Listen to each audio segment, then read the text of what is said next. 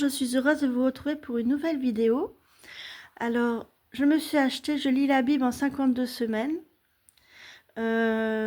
Et j'ai commencé avant d'acheter je lis la Bible en 52 semaines, avant d'acheter ce guide. J'ai commencé par les évangiles parce qu'on me conseille de lire les évangiles. Donc, mais j'ai commencé par celui de Jean parce que je le trouve magnifique. Alors, Saint Jean, pardon. Je le trouve magnifique. Et donc, par exemple, il y a au commencement, Dieu était le Verbe. Enfin, ça, c'est magnifique. C'est la puissance de Dieu, de la parole de Dieu. Enfin, c'est très, très beau. Ah, je parle de la Bible, hein. Oui, parce que pour moi, c'est tellement naturel, mais les évangiles ont le Nouveau Testament. Là, le ministère de Jésus, donc le témoignage de Jean, les premiers disciples, alors ça j'ai beaucoup aimé, parce qu'ils précisent les lieux, tout ça, enfin j'aime énormément savoir chercher, décortiquer. En fait, ce que j'aime, c'est je lis un chapitre, et puis je décortique, c'est-à-dire par exemple, là j'ai souligné, nous l'avons trouvé le Messie, ce qui veut dire Christ. Et par exemple, dans les premiers disciples, ce que j'aime, c'est qu'ils disent que les disciples, ce sont deux frères. Donc, de souvenir, c'est Simon et André, ça doit être ça. Simon-Pierre, c'est ça, et je crois que c'était André.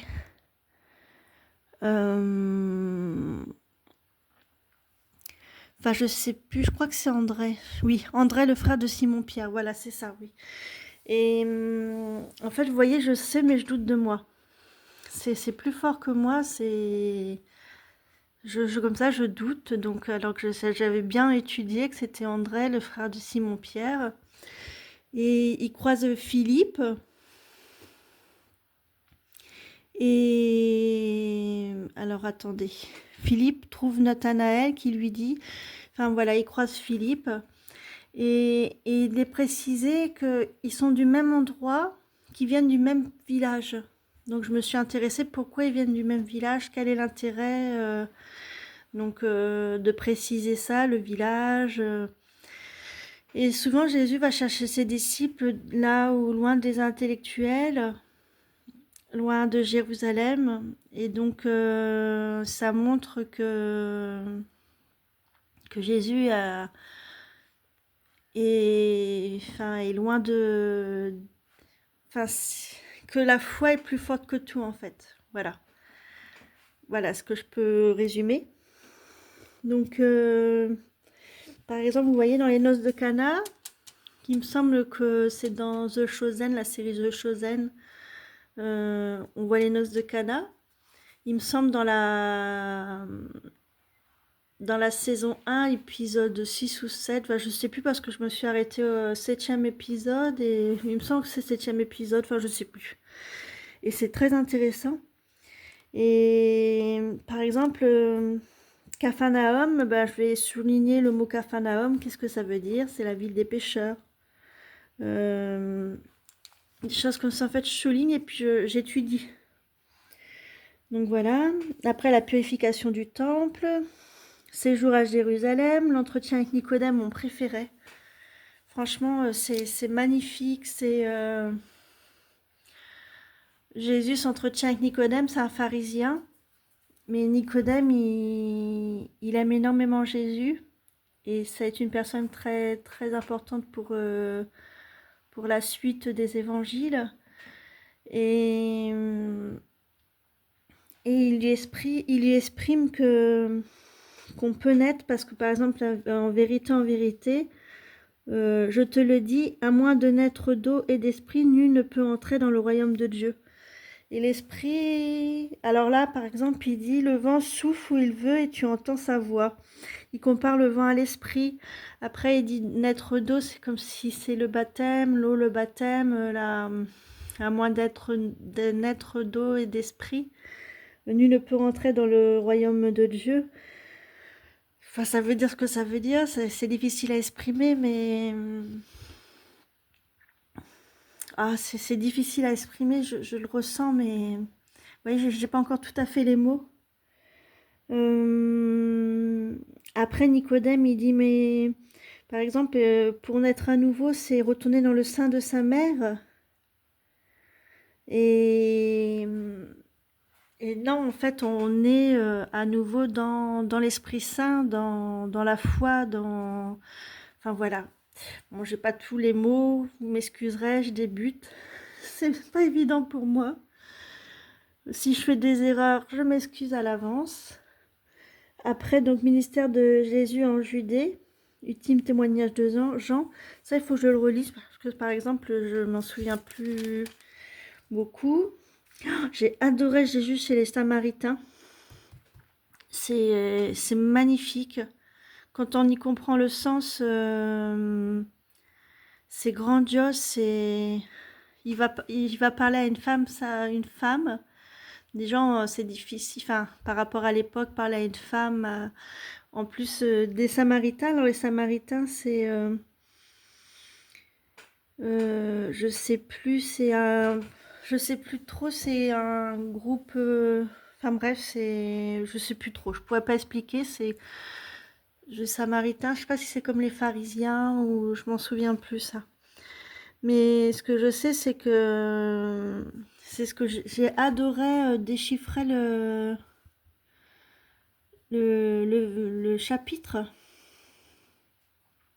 Et donc en fait, ça montre que Jésus va vers tout le monde en fait, qui juge pas, qui peut aller vers tout, enfin qui peut pas, il va vers tout le monde et qui juge pas les différences entre les gens. Il aime tout le monde en fait et il va vers tout le monde et c'est ça. Jésus chez les Samaritains, ça veut dire ça en fait. Mais bon, vous voyez, c'est assez long là, ça a étudié quoi.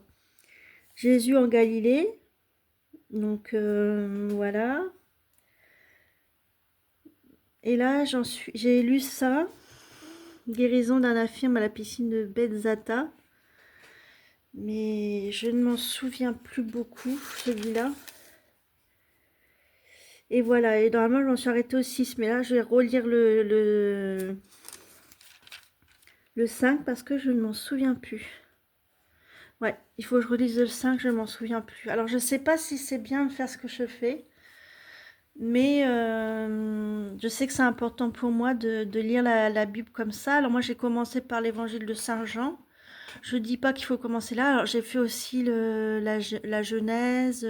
J'en suis à Abraham avec son fils Ismaël. J'ai commencé aussi l'Ancien Testament.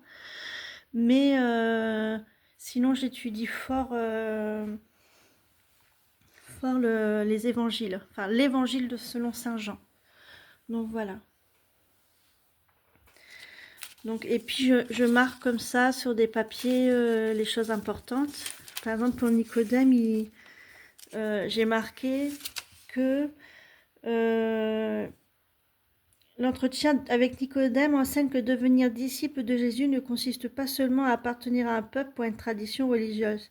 Il s'agit de recevoir de Dieu une nouvelle vie, une transformation intérieure opérée par l'Esprit, qui conduit à la foi et à une relation vivante avec Dieu.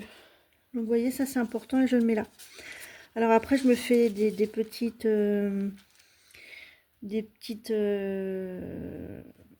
pense-bêtes, des petits repères.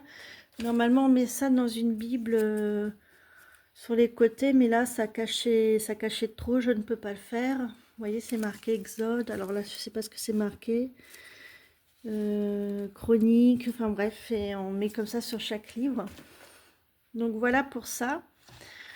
Donc là, pour étudier, j'ai pris ma Bible de Jérusalem. Et quand je veux faire du créatif, hein, je prends le Bible Journaling, donc qui est Louis II. Donc là, pour revenir à... Donc, je lis la Bible en 52 semaines. Donc, moi, j'ai commencé... Je veux commencer par Jean. Donc, semaine 44, je ne dis pas ce qu'il faut faire ça. Hein, faut reprendre au départ. Mais bon, comme j'ai déjà lu 4, il faut que je lise le 6. et après continuer.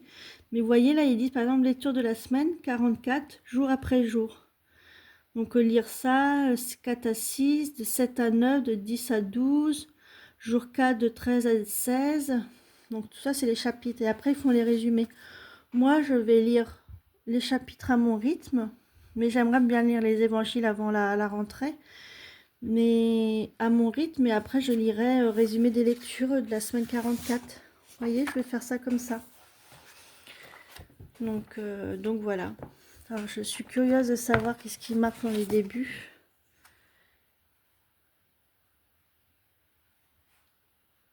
Ouais, parce que c'est vrai, l'évangile de Saint Jean, c'est à la fois le plus spirituel et le plus théologique. C'est ce qu'on m'avait dit dès le départ. Et c'est celui que j'ai aimé tout de suite. Mais j'ai tellement à apprendre que... Voilà. Et je me suis acheté sa journal de prière de l'écrivaine. Alors, c'est un gros cahier. Je m'attendais pas à ce qu'il soit si gros. Bon, il est arrivé un peu en état... pas piteux état, mais un peu tordu. Et en fait, j'ai commencé une prière. Donc c'était vendredi, donc là j'ai fait les versets de la semaine. Elles expliquent repentance, mes projets, mon inquiétude, mes peurs, gens pour qui prier, guide, autres. Et après là ils font prière de tel jour de tel jour. Alors j'ai fait ma première prière, donc hier j'aurais dû faire une prière et aujourd'hui une prière, mais il n'y a pas d'obligation. Après ça c'est super bien fait parce que vous voyez là il y a le répertoire des versets. Là il y a l'Ancien Testament avec les lectures, les chapitres. Et puis le Nouveau Testament où là j'ai commencé à marquer 1, 2. Alors je peux mettre 3, 4. Le 5 je vais le relire et le 6 je vais le lire. Donc vous voyez là moi j'ai mis des croix.